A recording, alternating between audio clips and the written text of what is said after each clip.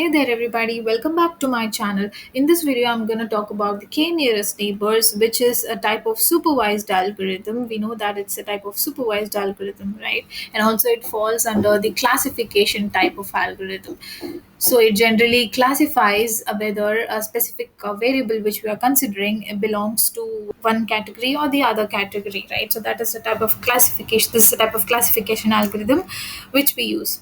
So, let's consider a practical approach of k nearest neighbor. How k nearest neighbor actually works.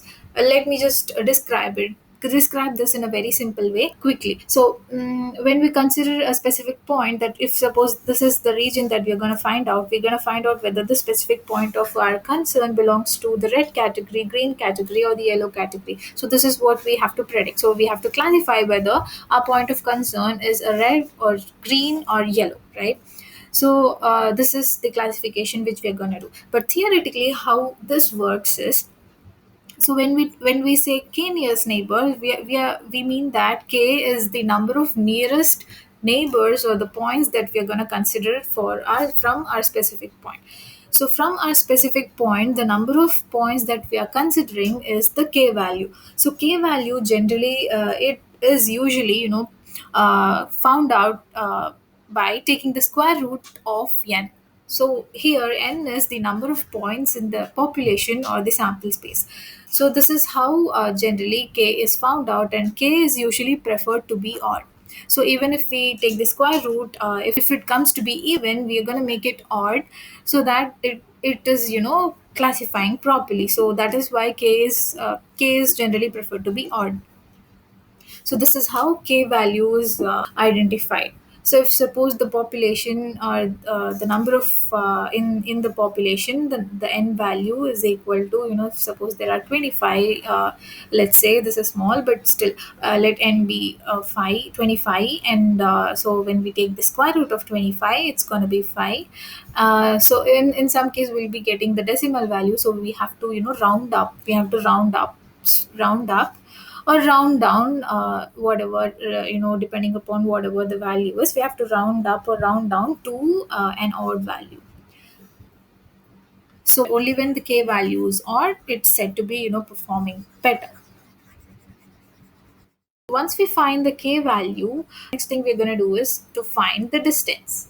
So we're going to find the distance from the specific point of our concern. We're going to find the distance from this point to all the other points. All right. So after we find the distance from this point to all the other points, we're going to take the k, we're going to take the k smallest, or the k nearest, distances. K nearest distances. If suppose we take the distance measures from this point to all the other points, and then if we sort it in ascending order, if we sort it in ascending order, and then if we take the top, and then it's like taking the top 5, let's say here we have k is equal to 5, and then if we, after sorting the all the distances in the ascending order, if we are like taking the top 5 elements, it's gonna be the top 5 smallest, right? Of course, we are sorting it in the ascending order, it will be from the smallest to the highest. If we're like sorting it in the ascending, and then we are taking the top 5, or the top k smallest element from that point, we're obviously gonna get the number of the top 5 smallest distances, right? So among these smallest 5 distances, if the majority of it is from, either say if it's from the red region, it means that this point of our concern belongs to the red category. But here we notice that majority of its closest points are belonging to, it's from the green region, right? So we can say that this point belongs to the green category or the green region, if among the 5. So this is one of the thing, and then this is the other point, and this is the other point, this is the other point, this is the other point. So when we consider this, so we have the 5 nearest points. So from this we can say that the majority of the smallest distances is from the green region, right?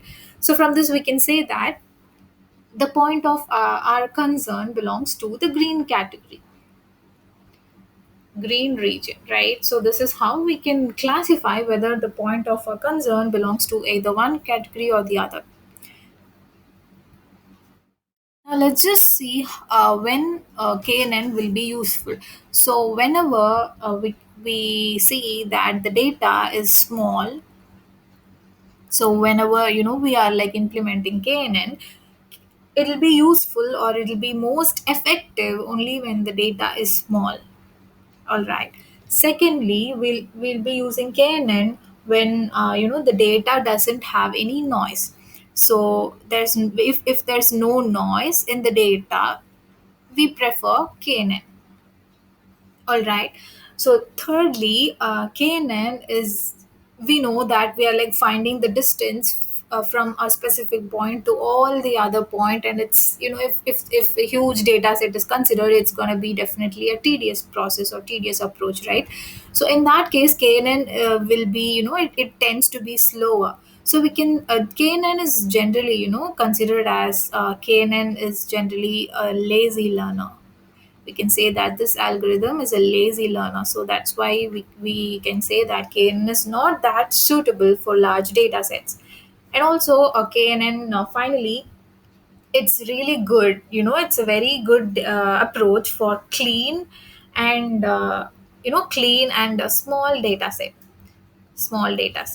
So in that case only KNN will be very useful, or it'll be very effective. So thank you so much for watching this video, guys, and I'll see you guys in another video.